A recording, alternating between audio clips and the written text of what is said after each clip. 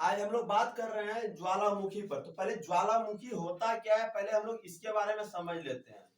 तो ज्वालामुखी जो है प्राकृतिक जो है, पृथ्वी का प्राकृतिक जो है फट करके जो है आपका गैस लावा ये सब जो आपका बाहर निकलता है, इसको कहते हैं हम लोग ज्वालामुखी। पहले ज्वालामुखी कहते किसको, इस चीज को समझ लीजिए।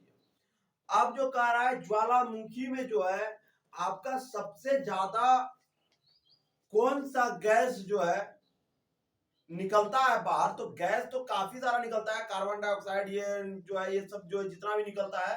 तो सब चीज जो सबसे ज्यादा गैस जो निकलता है उसको कहते हैं हम जलवाष्प। जलवाष्प जो है सबसे ज्यादा निकलता है। तो सबसे ज्यादा जो इस पर निकलने वाला जैसे नाइट्रोजन, हाइड्रोजन, कार्बन डाइऑक्साइड, जलवाष्प। तो सबसे ज्यादा जो है ज्वालामुखी में जो है, ज्वालामुखी निकलने के बाद सबसे ज्यादा जो है जलवाष्प निकलता है। और जलवाष्प की मात्रा जो है इसमें 60% से 90% का लमसम पाया जाता है। अगर आपको पूछ दिया जाए सबसे अधिक कौन सा गैस बाहर निकलता है, तो जलवाष्प गैस बाहर निकलता है। ये फिगर जो है, ये फिगर आपका काफी सॉल्व करेगा आपका ज्वालामुखी पर। ये फिगर जो है आपको जैसे दर्शा रहा है कि जैसे बता रहा है केटर। तो ज्वालामुखी के कप के आकार के मुख को केटर कहते हैं। तो ज्वालामुखी का जो ये आकार, मतलब ज्वालामुखी जो जमीन से निकल रहा है और ये जो है उसका जो मुंह जो है वो कप के आकार का होता है, कप के आकार का। इसी को कहता है केटर, इसी का नाम है केटर। अगर कहेगा कि ज्वालामुखी का मुख का नाम क्या है, तो उसका मुख का नाम आ जाएगा केटर। इसलिए ये फिगर को बनाना तो बहुत इंपॉर्टेंट था। इसी के बारे में कह रहा है, इसको कहता है केटर। ये वर्ड का इस्तेमाल जो किया जा रहा है इसके लिए किया जा रहा है, इसको कहता है केटर। अब जो है मैग्मा और लावा दोनों एक ही नाम है, दोनों का मतलब एक ही है। मैग्मा क्या है, लावा क्या है, दोनों को आप समझ लीजिए। मैग्मा जो कहा जा रहा है इसके अंदर में जो आपका पाया जाता है पदार्थ, और ये जो है आपका बाहर निकलता है। मतलब मैग्मा चट्टानों का पिघला हुआ रूप है जिसकी रचना ठोस, आधी पिघली अथवा पूरी तरह चट्टानों द्वारा होती है और जो पृथ्वी के सतह के नीचे निर्मित होते हैं।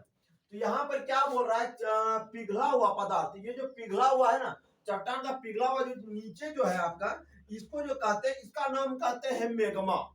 इसको जो है नीचे में जो पदार्थ है इसको कह दिए मैग्मा। और यहाँ पर से जो है आपका ये जो ऊपर की तरफ से निकलता है, मतलब ये कैटर की तरफ से जो आपका बाहर निकलता है, मतलब कि ये जो बाहर निकल रहा है ये धुआं है आपका। तो ये जो बाहर आपका निकल रहा है, इसको जो बाहर आपका निकल गया तो इसको कह देते हैं हम लावा। तो बाहर जो निकलता है उसको कहते हैं लावा, और नीचे जो है उसको कहते हैं हम मैग्मा। और यहाँ पर जो है सिंडर जो है बाहर हवा में उड़ा हुआ लावा शीघ्र ही ठंडा होकर के छोटे ठोस टुकड़ों में बदल जाता है, जिसे सिंडर कहते हैं। तो ये जो कहा जा रहा है सिंडर क्या है, मतलब यहाँ पर से जो है ये मैग्मा हो गया, यहाँ से आपका बाहर निकला। तो ये जो बाहर निकला इसको लावा कह दिए। अब इस वर्ड का मतलब लावा का उपयोग होता है ना, तो अंदर का वर्ड को मैग्मा, बाहर का वर्ड को लावा। और जो है वो जो आपका नहीं होता है क्या, मतलब कि हवा में जो उड़ जाता है एकदम पूरा जोर से ब्लास्ट जैसा किया, हवा में फैल गया। तो ये सब मान के चलिए इसका जो टुकड़ा है, ये सब टुकड़ा जो है इसका फैला हुआ टुकड़ा है, जिसको कि आप सिंडर कहते हैं, सिंडर कहते हैं। आप देख लीजिए यहाँ पर हम चिन्ह बना दिए, इसको जो कहते हैं सिंडर कहते हैं। तो ये जो है ना बाहर हवा में उड़ा हुआ लावा शीघ्र, बाहर में जो उड़ा हुआ लावा होता है उसका नाम क्या कहते हैं, उसका नाम सिंडर कहते हैं। अब ये चारों वर्ड का आपको मतलब पता चल गया। ये लावा क्या होता है इसका मतलब चल गया, आपका कौन सा गैस सबसे ज्यादा बाहर निकलता है इसका भी आपको मतलब पता चल गया। तो यहां पर आपको कोई डाउट है तो बता सकते हैं, किसी को कोई डाउट है क्या?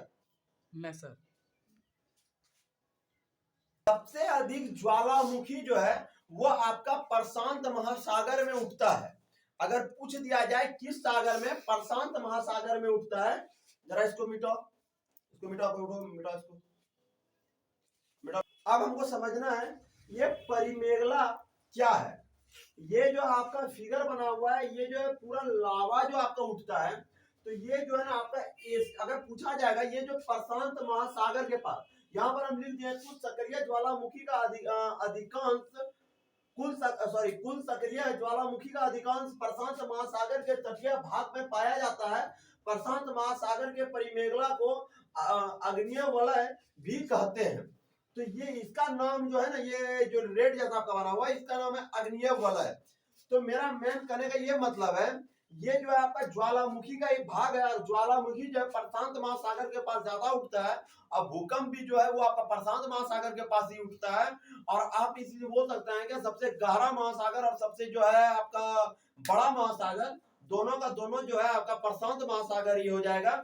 और इसका जो इसका कहने का मतलब है, ये एशिया का पूछेगा किसके मध्य में, बीच में, सेंटर में अगर पूछेगा, तो ये जो है आपका एशिया और अमेरिका के बीच के सेंटर पे जो होता है, इसी को कहा जाता है अग्निय वलय। ये जो है पूरा जो है आग की तरह ये हमेशा वहां पर ये चमकते रहता है, इसी को कहता है अग्निय वलय। ज्वालामुखी जो है, ज्वालामुखी 3 प्रकार के होते हैं, सक्रिय, प्रसुप्त और शांत। 3 प्रकार के ज्वालामुखी होते हैं। इसका कारण जो है प्रसुप्त सक्रिय ज्वालामुखी, ये जो है सक्रिय ज्वालामुखी। इसका कहने का मतलब है सक्रिय ज्वालामुखी वह ज्वालामुखी है जिससे लावा, गैस, राख, जलवाष्प तथा विखंडित पदार्थ हमेशा निकलते रहते हैं। ये ज्वालामुखी जो है, सबसे पहले ज्वालामुखी 3 प्रकार के होते हैं। कौन कौन से हैं, बस तीनों का बात यही है, इससे निकलते रहते हैं, इससे निकलने का संभावना है, इससे 90% तो निकलने का संभावना है ही नहीं, 10% ही आप मान सकते हैं कि निकल सकता है, भविष्य में निकल सकता है, लेकिन नहीं ही निकलेगा। बस तीनों को अगर एक भाषा में समझना है, इससे निकलेगा, इससे निकलने का संभावना है, और इससे निकलेगा ही नहीं, ठीक है। लेकिन अब इसको जो है किताबी भाषा पे आप समझ लीजिए, सक्रिय ज्वालामुखी वह ज्वालामुखी है जिससे लावा, गैस, राख, जलवाष्प तथा विखंडित पदार्थ हमेशा निकलते रहते हैं।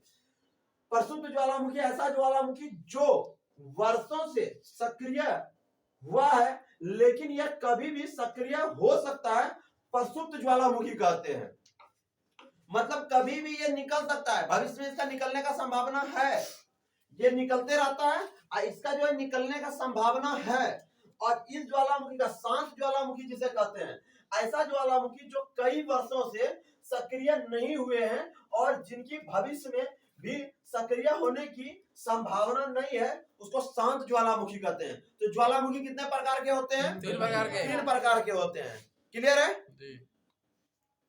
कह रहा है जैसे कि आप बात की अभी सक्रिय ज्वालामुखी, प्रसुप्त ज्वालामुखी, शांत ज्वालामुखी, तो इसमें जो है आपका सबसे इंपॉर्टेंट जो कहा जा रहा है वो हमेशा बात आएगा तो सक्रिय ज्वालामुखी जो कि उठ रहा है। कहा कि आप लोग एक चीज जान जाइए कि हमेशा जब इस चीज के बारे में बात होगा तो आप हमेशा रखिएगा जो मार्केट में जो चीज चल रहा है, जैसे क्या जब आपका मिल्खा सिंह दौड़ता था तो मिल्खा सिंह का नाम आ रहा था, हुसैन बोल्ट दौड़ने लगा तो मिल्खा सिंह का बहुत कम उच्चारण हमेशा किसी भी धावक के मुंह पे सुनिए तो हुसैन बोल्ट का नाम आएगा। मतलब जो मार्केट में चलता है उसी का नाम जो है ना ज्यादा आता है, आप चाहे किसी भी चीज का ले लीजिए। तो आपका यहाँ पर जो बात किया जा रहा है वो सक्रिय ज्वालामुखी में बात किया जा रहा है, क्योंकि ये जो है ना हमेशा निकलता है, ये निकलने का संभावना है, ठीक है। आई तो निकलेगा ही नहीं, 90% ये निकलेगा ही नहीं, 10% पे विश्वास कर सकते हैं निकलेगा। तो ये क्या कर रहा है, ये निकलेगा। तो हमेशा जो है ना आप सक्रिय ज्वालामुखी को थोड़ा ज्यादा गौर से आप देखिए। तो यहाँ पर क्या कर रहा है, विश्व का सबसे अधिक सक्रिय ज्वालामुखी किलायू हवाई द्वीप यूएसए में है। तो आपका सबसे अधिक जो है सक्रिय ज्वालामुखी कहाँ है, किलायू में है, वो जो है संयुक्त राष्ट्र अमेरिका है। तो आप देख लीजिए किलायू हवाई द्वीप, मोनोलोआ हवाई द्वीप और जो है सेंट हेलेंस हवाई द्वीप, ये तीनों का तीनों जो है आपका अमेरिका में है। तीनों वर्ड आपका जो इंपॉर्टेंट है, क्या लिख दिया है, विश्व का सबसे अधिक सक्रिय ज्वालामुखी किलायू हवाई द्वीप, किलायू हवाई द्वीप यूएसए में है, तो किलायू में है, ठीक है। ये जो है अमेरिका में है। दूसरा क्या हुआ, मोनोलोआ, ये भी आपका इंपॉर्टेंट है, सेंट हेलेंस। तो आपको याद कैसे रखना है, अमेरिका, अमेरिका जो है एक अमीर है, अमेरिका जो है एक अमीर कंट्री है, और अमीर कंट्री होने के बाद मोनोलोआ मतलब उसके पास काफी मनी है, अमीर है, अमेरिका मतलब अमीर, उसके पास काफी मनी है, मोनोलोआ। और जिस आदमी के पास मनी रहता है वो सेंट का उपयोग करता है, तो सेंट हेलेंस। एक आपको किलायु याद रखना है, मोनोलोआ और सेंट हेलेंस, तीनों वर्ड आपका आ गया।